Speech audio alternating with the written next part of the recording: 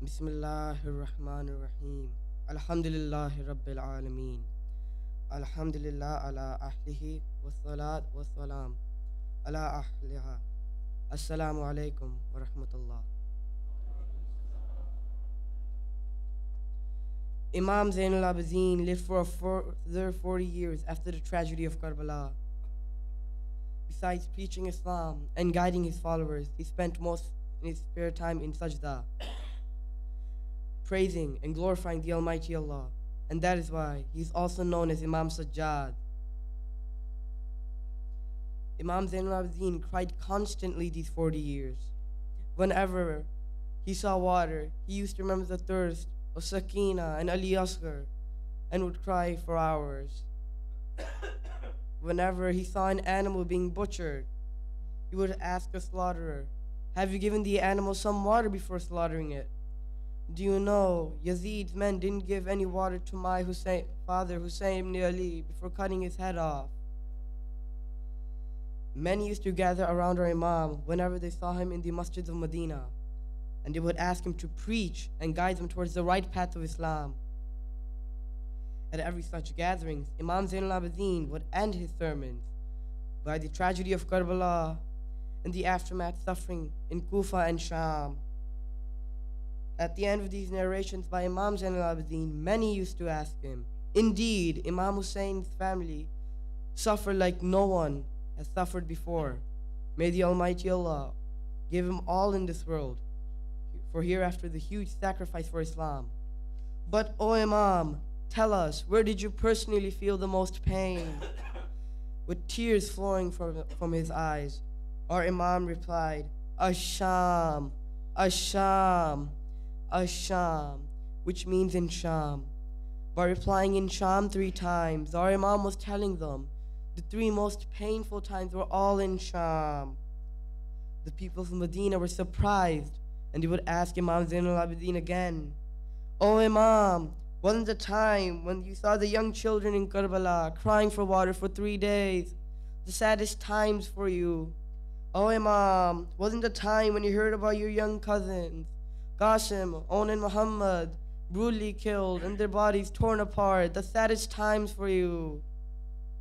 O Imam, wasn't the time when you heard about your teenage brother Ali Akbar, brutally killed and his body torn apart by a broken spear, the saddest times for you? O Imam, wasn't the time when you heard about your beloved Uncle Abbas, brutally killed, both of his arms cut off, one of the saddest times for you? O Imam, wasn't the time when you heard about your little baby brother Ali Asghar, butchered in your father's arms, and a huge arrow piercing into his tiny neck, one of the saddest times for you? O Imam, wasn't the time when you heard about your old father Husayn on the day of Ashra, covered with blood, one of the saddest times for you? O Imam, wasn't the time when you saw your father Husayn was brutally killed, his head cut off, and his body trampled by horses, one of the saddest times for you? O Imam, wasn't the time when your tents were burnt down, and the martyrs, widows, and orphans were made homeless, one of the saddest times for you? O Imam, wasn't the time when you were taken through the battlefield of Karbala, and you saw your father, your uncles, your brothers and cousins lying on the sands of Karbala, with no ghusl, kafan or burial, the saddest times for you?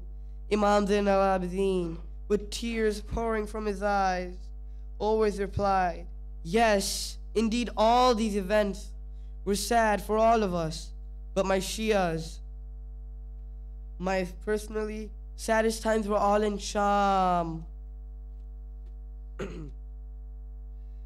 Why did our Imam say that he suffered most in Sham? What were the events that took in Sham that caused Imam Zainul Abidin more heartache than seeing his father being murdered and left on the sands of Karbala with no ghusl, kafan or burial? This is today's topic of the majalis: the heartache, tears, and the sufferings of Imam Zainul Abidin and the rest of the Ahlul Bayt. in the city of Sham, where they were brought as prisoners of Yazid. The caravan of widows and orphans of the martyrs of Karbala, after the long journey of 23 days from Kufa to the rough Syrian desert, arrived at the gates of Sham on the 15th Safar in Islamic year 61st Hijri. In what conditions did these prisoners from the Holy Prophet arrive in Sham? Imam Zainabiya was chained from top to bottom, and blood was trickling all the time from his neck, hands, and feet due to the hooks on the chains digging in his skin. His back was covered with wounds from the lashes he received constantly during his journey. He was weak and exhausted. Zainab, Kulsum, and the widows of the 72 martyrs whose hijab were taken away were desperately trying to cover their faces with their long hair. Their clothes were torn with constant whipping. Their faces and the rest of their bodies was covered with dust due to the long journey. They were all tired, worn out, having been driven on such a long journey on camels with no saddles. Little Sakina and the other orphans of the 72 martyrs, whose eyes were never free of tears, were hot, thirsty, and hungry. They were given very little food during the journey from Kufa to Sham. The Ahlul Bayt's miseries didn't end with the end of their journey in Sham. Very cruelly, they were made to wait at the gates of Sham for hours in the hot, blazing sun. Do you know why they were made to wait in the hot, blazing sun at the gates of Sham? Because Yazid had ordered his men not to let them in, not until he had been done with all his preparations to receive them. What preparations were being made to receive the family of the Holy Prophet? Were the preparations being made to receive them with the respect and dignity they deserved, or for being the family of the Holy Prophet of Islam? No. Sadly, the evil Yazid was still not satisfied with the killing of the grandson of the Holy Prophet.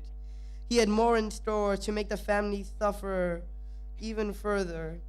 The preparations in Sham were made to humiliate, degrade, and belittle Imam Husayn's family and the granddaughters of the Holy Prophet in a very harsh way. Yazid had ordered all the people in Sham to line up every street. Musicians were asked to play music, and dancers were told to dance in the streets of Sham. People of Sham were given a holiday and told to jeer, to mock, and to humiliate the prisoners as much as possible.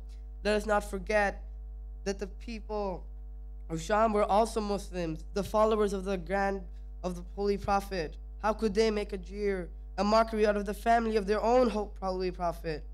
Sadly, they didn't know the true identity of the prisoners. They were told that some bandits who tried to conquer the city and rob them of their possessions were defeated and killed by the Khalif Yazid's army in Karbala. These prisoners brought to the cities were the family of those bandits. Extreme hatred for prisoners were instilled in the hearts of the people of Sham. Once Yazid was happy with the preparations in his city to humiliate the family of Imam Husayn, he ordered his guards to lead the prisoners towards his palace, to the crowded streets and marketplaces of Sham. Thousands of men, women, and children lined the streets as the procession of the heads of the 72 martyrs. Lanced high on the spears that entered the city. Behind the heads was Imam Zainabiya, chained from top to bottom. Zainab, Kulsum, and the rest of the ladies with no hijab, and the orphans of the martyrs followed closely.